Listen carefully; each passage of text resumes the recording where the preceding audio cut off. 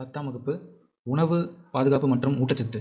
கற்றலின் நோக்கங்கள். உணவு பாதுகாப்பின் வரையறை, பொருள் பற்றி படித்தல், உணவு தானியங்கள் கிடைத்தல் மற்றும் அணுகுதல் பற்றி அறிந்து கொள்ளுதல், வாங்கும் திறன் மற்றும் விவசாய கொள்கை பற்றி புரிந்து கொள்ளுதல், வறுமையின் பல பரிமாணத்தன்மை பற்றிய அறிவை பெறுதல், தமிழ்நாட்டில் ஊட்டச்சத்து சுகாதார நிலை மற்றும் கொள்கைகள் பற்றி படித்தல். அறிமுகம். மக்கள் வாழ்க்கையையும் வளர்ச்சியையும் பராமரிப்பதற்காக உண்ணுதல் மற்றும் பருகுதலுக்கு பயன்படும் எந்த ஒரு பொருளும் உணவு என வரையறுக்கப்படுகிறது. உணவு பாதுகாப்பு என்பது ஒரு நபர் போதுமான அளவு சாப்பிடுவதையும் சுறுசுறுப்பாக இருப்பதையும் ஆரோக்கியமான வாழ்க்கை நடத்துவதையும் குறிக்கும். உணவு பாதுகாப்பு. ஐக்கிய நாடுகளின் உணவு மற்றும் வேளாண் அமைப்பு உணவு பாதுகாப்பினை பின்வருமாறு வரையறுக்கிறது. எல்லா மக்களும் எல்லா நேரங்களிலும் போதுமான பாதுகாப்பான மற்றும் சத்தான உணவுக்கான உடல், சமூக மற்றும் பொருளாதார அணுகுமுறையை கொண்டிருக்கும்போது அவர்களின் உணவு தேவைகளையும் சுறுசுறுப்பான மற்றும் ஆரோக்கியமான வாழ்க்கைக்கான உணவு விருப்பங்களையும் பூர்த்தி செய்வதில் உணவு பாதுகாப்பு இருக்கிறது. FAO 2009.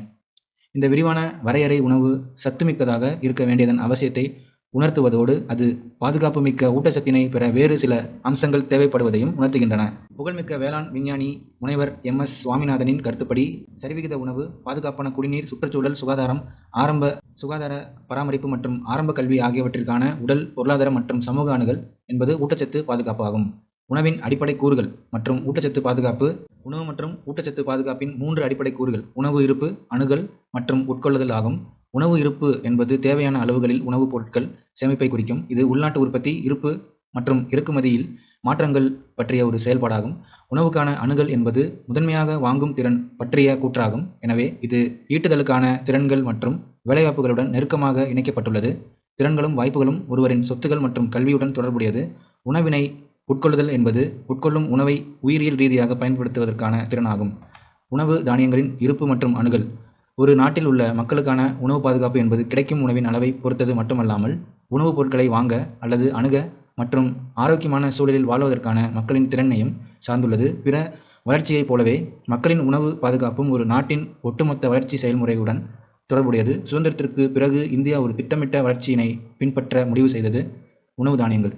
தொடக்க காலத்தில் வேளாண்மையில் கவனம் செலுத்திய பின்னர் தொழில்மயமாக்குதலுக்கு முன்னுரிமை அளிக்கப்பட்டது.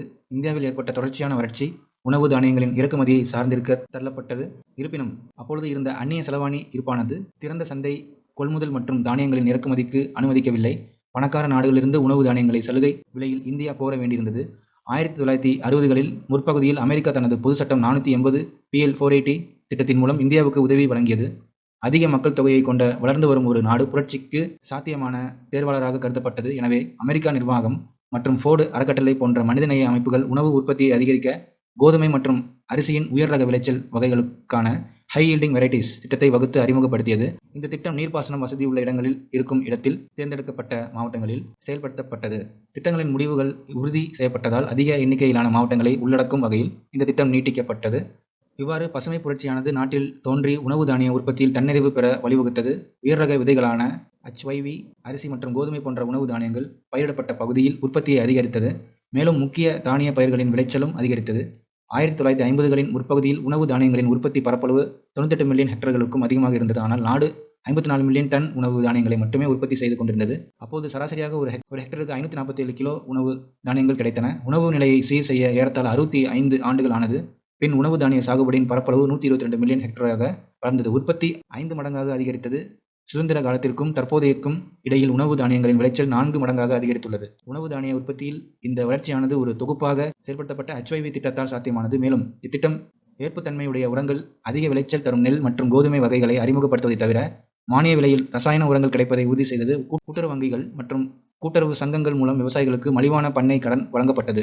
இந்திய உணவுக் கழகம் FCI பயிர்களுடன் குறைந்தபட்ச ஆதரவு விலை மினிமம் சப்போர்ட் பிரைஸ் பருவ காலத்தின் தொடக்க காலத்தில் அறிவிக்கப்பட்டு அறுவடை செய்யப்பட்ட தானியங்களை இந்திய உணவுக் கழகம் மூலம் அரசு கொள்முதல் செய்கிறது. இந்திய உணவுக் கழகம் மிகப்பெரிய சேமிப்பு கிடங்கினை அமைத்து அறுவடை காலத்தில் உணவு தானியங்களை பெற்று இருப்பில் வைத்து அதனை ஆண்டு முழுவதும் வழங்குகிறது. உணவு தானிய உற்பத்தியின் விரைவான அதிகரிப்புடன் பால், கோழி மற்றும் மீன் உற்பத்தியில் பொருத்தமான தொழில்நுட்பங்களை பயன்படுத்தியதன் விளைவாக சுதந்திரத்திற்கும் 2000 ஆண்டின் இடைப்பட்ட காலத்தில் நாட்டில் பால் உற்பத்தி 8 மடங்கு, முட்டை உற்பத்தி 40 மடங்கு மற்றும் மீன் உற்பத்தி 13 மடங்கு அதிகரித்துள்ளது. இருப்பினும் இந்தியா பருப்பு வகைகள் மற்றும் எண்ணெய் வித்துகளின் உற்பத்தியில் தன்னிறைவு பெறுவதில் வெற்றி பெறவில்லை. எனவே இந்தியா மக்களின் தேவைகளை பூர்த்தி செய்ய இறக்குமதியை நம்பியுள்ளது. மினிமம் சப்போர்ட் பிரைஸ் குறைந்தபட்ச ஆதரவு விலை. குறைந்தபட்ச ஆதரவு விலை என்பது அந்த பயிரின் சாகுபடியில் பல்வேறு செலவுகளை கருத்தில் கொண்டு ஒரு குறிப்பிட்ட பயிருக்கு ஒரு விலை நிபுணர் குழுவால் நிர்ணயிக்கப்படுகிறது. குறைந்தபட்ச ஆதரவு விலை அறிவித்த பின்னர் அந்த இந்த பயிர்கள் பரவலாக பயிரிடப்படும் இடங்களில் அரசு கொள்முதல் மையங்களை திறக்கும். எனினும் அந்த விவசாயிகள் தங்கள் பயிர் விளைபொருட்களுக்கு நல்ல விலையை பெற்றால் திறந்தவெளி சந்தையில் விற்க இயலும். மறுபுறம் திறந்தவெளி சந்தையில் விலை குறைந்தபட்ச ஆதரவு விலையை விட குறைவாக இருந்தால் விவசாயிகள் தங்கள் விளைபொருட்களை குறைந்தபட்ச ஆதரவு விலைக்கு விற்பதன் மூலம் உறுதிப்படுத்தப்பட்ட விலையை MSP பெறுவார்கள். பொது வழங்கல் முறை பப்ளிக் டிஸ்ட்ரிபியூஷன் சிஸ்டம். தமிழ்நாடு உலகளாவிய பொது வழங்கல் முறையை யூனிவர்சல் PDS ஏற்றுக்கொண்டது. ஆனால் இந்தியாவில் உள்ள மற்ற மாநிலங்களில் இலக்கு பொது வழங்கல் முறை டார்கெட்டட் PDS செயல்பாட்டில் இருந்தது. உலகளாவிய பொது வழங்கல் முறையின் கீழ் குடும்ப உணவுப் பொருள் வழங்கல் அட்டை பெற்றிருப்பவர்கள் அனைவருக்கும் பொது வழங்கல் முறை மூலம் உணவுப் பொருட்கள் வழங்கப்படுகிறது. ஆனால் இலக்கு பொது வழங்கல் முறையின் பயனாளிகள் சில அளவுகோல்களின் அடிப்படையில் அடையாளம் காணப்பட்டு உரிமைகள் வழங்கப்படுகிறது. மத்திய மற்றும் மாநில அரசாங்கங்கள் பொது வழங்கல் முறை மூலம் வழங்கப்படும் பொருட்களுக்கு மானியம் அளிக்கின்றன. மானியத்தின் நிலை மற்றும் அளவு மாநிலங்களுக்கு இடையே வேறுபடுகிறது. பொது வழங்கல் முறை தேசிய உணவு பாதுகாப்பு சட்டம் நேஷனல் ஃபுட் செக்யூரிட்டி ஆக்ட் இந்திய பாராளுமன்றத்தால் 2013 நிறைவேற்றப்பட்டது. இச்சட்டம் 50% நகர்ப்புற குடும்பங்களையும் மற்றும் 75% கிராமப்புற குடும்பங்களையும் உள்ளடக்கியதாகும். இந்த குடும்பங்கள் ஒரு குறிப்பிட்ட அளவுகோலின் அடிப்படையில் அடையாளம் காணப்பட்டு முன்னுரிமை குடும்பங்கள் பிரையாரிட்டி ஹவுஸ்ஹோல்ட்ஸ் என அழைக்கப்படுகின்றன. தமிழ்நாட்டில் தேசிய உணவு பாதுகாப்பு சட்டம். இந்தியாவில் தேசிய உணவு பாதுகாப்பு சட்டம் துவங்கி 3 ஆண்டுகளுக்கு பின்னர் இச்சட்டம் தமிழ்நாட்டில் நவம்பர் 1, 2016 அன்று துவங்கப்பட்டது. உணவு பாதுகாப்பில் நுகர்வோர் கூட்டுறவின் பங்கு. பொதுவாக மக்களுக்கு குறைவான விலையில் தரமான பொருட்களை வழங்குவதில் நுகர்வோர் கூட்டுறவு முக்கிய பங்கு வகிக்கிறது. இந்தியாவில் 3 அடுக்கு அமைப்புகளில் நுகர்வோர் கூட்டுறவு சங்கங்கள் அமைக்கப்பட்டுள்ளன. அவை முதன்மை நுகர்வோர் கூட்டுறவு சங்கங்கள், மத்திய நுகர்வோர் கூட்டுறவு கடைகள் மற்றும் மாநில அளவிலான நுகர்வோர் கூட்டமைப்புகள் ஆகும். கிராமப்புறங்களில் நுகர்வோர் பொருட்கள் வழங்குவதில் 50,000க்கும் மேற்பட்ட கிராம அளவிலான சங்கங்கள் ஈடுபட்டுள்ளன. இந்தியாவில் உணவு பாதுகாப்பில் இந்த திட்டம் முக்கிய பங்கினை வகிக்கிறது. உதாரணமாக தமிழ்நாட்டில் இயங்கும் அனைத்து நியாய விலை கடைகளில் சுமார் 94% கூட்டுறவு நிறுவனங்களால் நடத்தப்படுகின்றன. சேமிப்பு கிடங்கு பஃபர் ஸ்டாக். உபரி உற்பத்தி இருக்கும் மாநிலங்களில் விவசாயிகளிடமிருந்து கோதுமை மற்றும் அரிசியை இந்திய உணவு கழகத்தின் FCI மூலம் வாங்குகிறது. விவசாயிகளுக்கு அவர்களின் பயிர்களுக்கு முன்பே அறிவிக்கப்பட்ட விலை வழங்கப்படுகிறது. இந்த விலை குறைந்தபட்ச ஆதரவு விலை மினிமம் சப்போர்ட் பிரைஸ் என்று அழைக்கப்படுகிறது. இந்த பயிர்களின் உற்பத்தியை உயர்த்துவதற்காக விவசாயிகளுக்கு ஊக்கத்தொகை வழங்குவதற்காக விதைப்பு பருவத்திற்கு முன்னர் ஒவ்வொரு ஆண்டும் குறைந்தபட்ச ஆதரவு விலை MSP அரசாங்கத்தால் அறிவிக்கப்படுகிறது. கொள்முதல் செய்யப்பட்ட உணவு தானியங்கள் கிடங்குகள் சேமிக்கப்படுகின்றன. வாங்கும் திறன் என்பது அலகு பணம் மூலம் வாங்கக்கூடிய பொருட்கள் அல்லது சேவைகளின் அளவின் அடிப்படையில் வெளிப்படுத்தப்படும் நாணயத்தின் மதிப்பாகும். விலை ஏறும்போது வாங்கும் திறன் குறைகிறது, விலை குறையும் போது வாங்கும் திறன் அதிகரிக்கிறது. வாங்கும் திறனை பாதுகாக்கும் காரணிகள். அதிக மக்கள் தொகை. இந்தியாவில் மக்கள் தொகை வளர்ச்சி விகிதம் 1000க்கு 1.7 ஆக உள்ளது. அதிக மக்கள் தொகை அதிக தேவைக்கு வழிவகுக்கிறது, ஆனால் அளிப்பு தேவைக்கு சமமாக இல்லை. எனவே சாதாரண விலை நிலை அதிகமாக இருக்கும். எனவே இது குறிப்பாக கிராமப்புற மக்களின் வாங்கும் சக்தியை பாதிக்கிறது. அத்தியாவசிய பொருட்களின் விலை அதிகரித்தல். மொத்த உள்நாட்டு உற்பத்தியில் நிலையான வளர்ச்சியையும் இந்திய பொருளாதாரத்தில் வளர்ச்சி வாய்ப்புகளும் இருந்த போதிலும் அத்தியாவசிய பொருட்களின் விலையில் நிலையான அதிகரிப்பு ஏற்பட்டுள்ளது. விலைகளின் தொடர்ச்சியான உயர்வானது வாங்கும் சக்தியை சுரண்டி ஏழை மக்களை மோசமாக பாதிக்கிறது. பொருட்களுக்கான தேவை அதிகரிக்கும் போது பொருட்களின் விலையையும் அதிகரிக்கிறது. அதனால் வாங்கும் சக்தி பாதிக்கப்படுகிறது. பொருட்களின் விலை நாணய மதிப்பை பாதிக்கிறது. விலை அதிகரிக்கும் போது வாங்கும் திறன் குறைந்து இறுதியாக நாணயத்தின் மதிப்பு குறைகிறது. பொருட்களின் உற்பத்தி மற்றும் அளிப்பு குறையும் பொழுது பொருட்களின் விலை அதிகரிக்கிறது. ஆகையால் வாங்கும் திறன் பாதிக்கிறது. வாங்கும் சக்தி சமநிலை பர்ச்சேசிங் பவர் பேரிட்டி. வாங்கும் சக்தி சமநிலை PPP என்பது வாங்கும் சக்தி தொடர்பான ஒரு கருத்தாகும். இது ஒரு பொருளாதார கோட்பாடாகும். ஒரு பொருளின் விலையுடன் சரி செய்யப்பட வேண்டிய தொகையை மதிப்பிடுகிறது. நாடுகளின் வருமான நிலைகள் மற்றும் வாழ்க்கை செலவு தொடர்பான பிற தொடர்புகளுடைய பொருளாதார தரவு அல்லது பணவீக்கம் மற்றும் பணவாட்டத்தின் சாத்தியமான விகிதங்களை ஒப்பிடுவதற்கு வாங்கும் சக்தி சமநிலையை பயன்படுத்தலாம். சமீபத்தில் வாங்கும் சக்தி சமநிலையின் அடிப்படையில் இந்தியா 3வது பெரிய பொருளாதாரமாக மாறியுள்ளது. சீனா மிகப்பெரிய பொருளாதாரமாக மாறி அமெரிக்காவை 2வது இடத்திற்கு தள்ளியுள்ளது. இதுதான் China, America, India, Japan, Germany, Russia அந்த ஆர்டரில் 2019 PPP GDPயில் மிகப்பெரிய பொருளாதாரம் அந்த தரவரிசையில் கொடுத்துருக்காங்க. வறுமை மற்றும் சமத்துவமின்மை. இந்திய பொருளாதாரத்தில் ஒரு மிகப்பெரிய ஏற்றத்தாழ்வு உள்ளது. 10% இந்தியர்களுக்கு சொந்தமான வருமானம் மற்றும் சொத்துக்களின் விகிதம் அதிகரித்து வருகிறது. இது சமுதாயத்தில் வறுமை நிலையை அதிகரிக்க வழிவகுக்கிறது. வறுமையாலும் மற்றும் செல்வத்தின் சமமற்ற வழங்குதலாலும் பொதுவாக வாங்கும் திறன் பாதிக்கிறது. இந்தியாவின் வேளாண் கொள்கை. வேளாண் பொருட்களின் ஏற்றுமதி அடிப்படையாக கொண்ட புதிய விவசாய கொள்கை 2018 மத்திய அரசால் அறிவிக்கப்பட்டது. இந்த கொள்கை பெரும்பாலான இயற்கை வேளாண்மை மற்றும் பதப்படுத்தப்பட்ட வேளாண் பொருட்களுக்கு ஏற்றுமதி கட்டுப்பாடுகளை நீக்க அரசாங்கம் முடிவு செய்துள்ளதாக அறிவித்தது. ஒரு நாட்டின் விவசாய கொள்கையானது பெரும்பாலும் விவசாய உற்பத்தி மற்றும் உற்பத்தி திறனை உயர்த்துவதற்கும் ஒரு குறிப்பிட்ட கால எல்லைக்குள் விவசாயிகளின் வருமான நிலை மற்றும் வாழ்க்கை தரத்தை உயர்த்துவதற்கும் அரசாங்கத்தால் வடிவமைக்கப்பட்டதாகும். இந்த கொள்கை விவசாயத்துறையின் அனைத்து வட்டங்களிலும் விரிவான வளர்ச்சிக்காக வடிவமைக்கப்பட்டுள்ளது. இந்தியாவின் வேளாண் கொள்கையின் முக்கியமான குறிக்கோள் பின்வருமாறு. வேளாண் உற்பத்தி திறனை உயர்த்துதல். இந்தியாவின் வேளாண் கொள்கையின் முக்கிய நோக்கமானது வீரிய ரக விதைகள், உரங்கள், பூச்சிக்கொல்லிகள், நீர்ப்பாசனம் போன்ற திட்டங்கள் மூலம் உற்பத்தி திறனை மேம்படுத்துவதாகும். ஒரு ஹெக்டருக்கு மதிப்பு கூட்டப்பட்டவை. வேளாண் கொள்கையானது சிறு மற்றும் குறு விவசாயிகள் ஒரு ஹெக்டருக்கு மதிப்பு கூட்டப்பட்ட உற்பத்தியை விட அதிக உற்பத்தி திறனை அதிகரிப்பதாகும். ஏழை விவசாயிகளின் நலன்களை பாதுகாத்தல். ஏழை விவசாயிகளுக்கு நிறுவன கடன் ஆதரவை விரிவுபடுத்துதல், நில நீர் சட்டங்கள் செய்தல், இடைத்தரகர்களை ஒழித்தல் போன்றவற்றின் மூலம் ஏழை மற்றும் குறு விவசாயிகளின் நலனை பாதுகாப்பதே வேளாண் கொள்கையாகும். விவசாயத் துறையை நவீனமாக்குதல். வேளாண் நடவடிக்கையில் நவீன தொழில்நுட்பத்தை அறிமுகப்படுத்துதல் மற்றும் உயர் ரக விதைகள், HYV விதைகள், உரங்கள் போன்ற மேம்பட்ட வேளாண் உத்திகளை பயன்படுத்துதல் ஆகியவை அடங்கும். சுற்றுச்சூழல் சீர்கேடு. இந்தியாவின் வேளாண் கொள்கை இந்திய வேளாண்மையின் அடித்தளத்தின் சுற்றுச்சூழல் சீர்கேடு சரி செய்ய மற்றொரு நோக்கத்தையும் கொண்டுள்ளது. அதிகாரத்துவ தடைகளை நீக்குதல். வேளாண் கூட்டுறவு சங்கங்கள் மற்றும் சுய உதவி நிறுவனங்கள் மீதான அதிகாரத்துவ தடைகளை நீக்குவதற்கு இந்த கொள்கை மற்றொரு குறிக்கோளை அமைத்துள்ளது. இதனால் அவர்கள் சுதந்திரமாக செயல்பட முடியும். வறுமையின் பல பரிமாணத்தின் இயல்பு. Multi dimensional nature of poverty. பல பரிமாண வறுமை குறியீடு MPI ஆனது ஐக்கிய நாடுகளின் மேம்பாட்டு திட்டம், யுனைடெட் நேஷன்ஸ் டெவலப்மெண்ட் புரோகிராம் மற்றும் ஆக்ஸ்போர்ட் வறுமை மற்றும் மனித மேம்பாட்டு முனைவு, Oxford poverty and human development initiative ஆகியவற்றால் 2010ஆம் ஆண்டு தொடங்கப்பட்டது. பல பரிணாம வறுமை குறியீட்டின் அடிப்படை தத்துவம் முக்கியத்துவம் என்னவென்றால், வறுமை என்பது ஒன்றை பரிணாமமல்ல, அது பல பரிமாணங்களை கொண்டது என்ற கருத்தை அடிப்படையாக கொண்டது. உடல் நலம், கல்வி, வாழ்க்கை தரம், வருமானம், அதிகாரமின்மை, பணியின் தரம் மற்றும் வன்முறையினால் அச்சுறுத்தப்படுதல் போன்ற ஏழை மக்களின் அனுபவத்தை இழக்கும் பல காரணிகளால் பல பரிணாம வறுமை உருவாகிறது. தமிழ்நாட்டின் பல பரிணாம வறுமை குறியீட்டு MPT அறிக்கை 2018. கடந்த 10 ஆண்டுகளாக வறுமை குறைப்பில் தமிழகம் குறிப்பிடத்தக்க முன்னேற்றம் அடைந்துள்ளது. தமிழ்நாட்டில் உள்ள மாவட்டங்கள் 3 வகைகளாக வகைப்படுத்தப்பட்டுள்ளன. அவை: உயர் வறுமை மாவட்டங்கள், வறுமை கோட்டிற்கு கீழ் வாழும் மக்கள் தொகையில் 40%க்கும் அதிகமானோர், மிதமான ஏழை மாவட்டங்கள் 30 முதல் 40% வரை, மற்றும் குறைந்த அளவிலான வறுமை மாவட்டங்கள் 30க்கும் குறைவு ஆகும். வறுமையின் 3 பரிணாமங்கள்: சுகாதாரம், கல்வி, வாழ்க்கை தரம். 10 குறியீடுகள் ஊட்டச்சத்து, குறைந்த இறப்பு, பள்ளியில் கல்வி கற்றல், பள்ளி வருகை, சமையல் எரிபொருள், துப்புரவு, நீர், மின்சாரம், தரை, சொத்துக்கள். 1994க்கு பிறகு தமிழ்நாட்டின் கிராமப்புற மற்றும் நகர்ப்புறங்களில் வறுமை படிப்படியாக குறைந்துள்ளது. இந்தியாவில் அதன் மக்கள் தொகையுடன் ஒப்பிடும்போது சிறிய ஏழ்மை பங்கினை கொண்டுள்ளது. 2005க்கு பிறகு இந்தியாவில் பல மாநிலங்களை விட வறுமை குறைப்பு தமிழ்நாட்டில் வேகமாக உள்ளது. 2014 முதல் 2017 வரையிலான காலங்களில் வறுமை ஒழிப்பு திட்டங்களில் தமிழ்நாடு முன்னிலை வகிக்கிறது. தற்போது இந்திய அரசு வறுமையை ஒழிக்க பல கொள்கைகளையும் திட்டங்களையும் செயல்படுத்துகிறது. தமிழ்நாட்டின் அதிக மற்றும் குறைவான MPI மாவட்டங்கள். முதல் 5 மாவட்டங்கள்: காஞ்சிபுரம், சென்னை, கடலூர், கோயம்புத்தூர், நாகப்பட்டினம். கடைசி 5 மாவட்டங்கள்: தருமபுரி, பெரம்பலூர், ராமநாதபுரம், விருதுநகர், அரியலூர். இந்த கொள்கைகள் மற்றும் திட்டங்கள் தொடர்ந்து இருந்தால் மாநிலத்தின் வறுமையை முற்றிலுமாக ஒழிக்கலாம். எதிர்காலத்தில் தமிழ்நாடு இந்தியாவின் ஒரு மாதிரி மாநிலமாக மாற வாய்ப்புள்ளது. ஊட்டச்சத்து மற்றும் சுகாதார நிலை.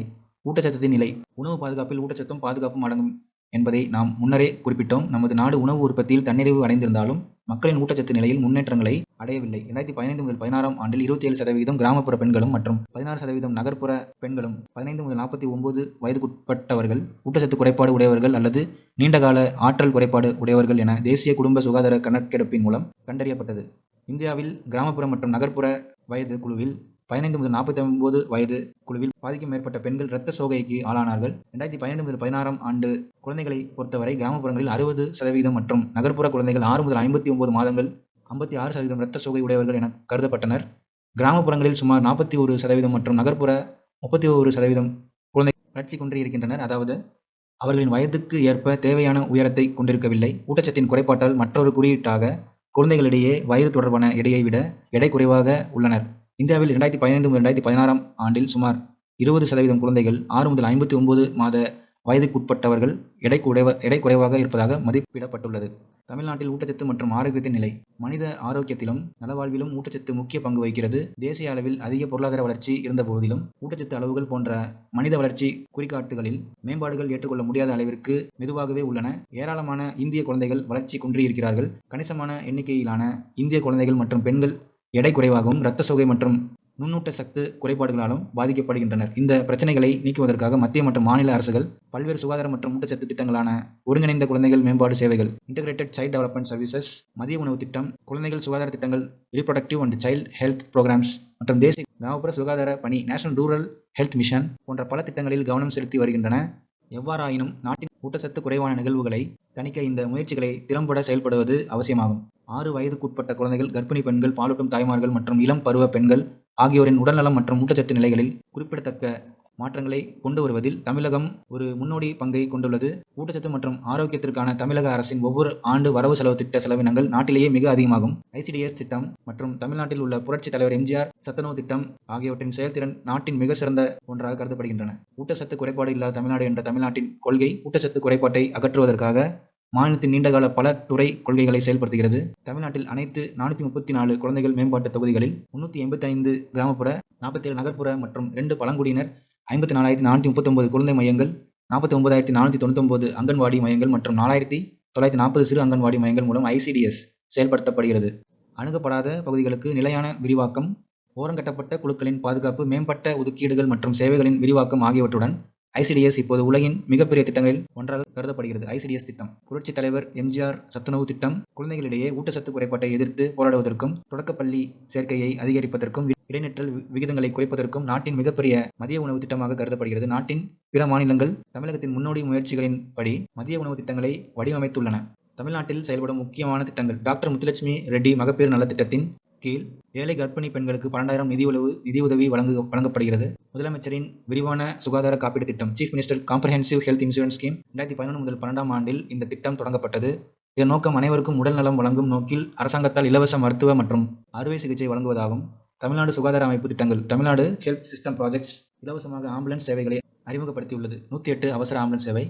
பள்ளி சுகாதார திட்டம் ஸ்கூல் ஹெல்த் ப்ரோக்ராம் விரிவான சுகாதார சேவை அரசு மற்றும் அரசு உதவி பெறும் பள்ளிகளில் படிக்கும் அனைத்து மாணவர்களுக்கும் வழங்குவதை வலியுறுத்துகிறது.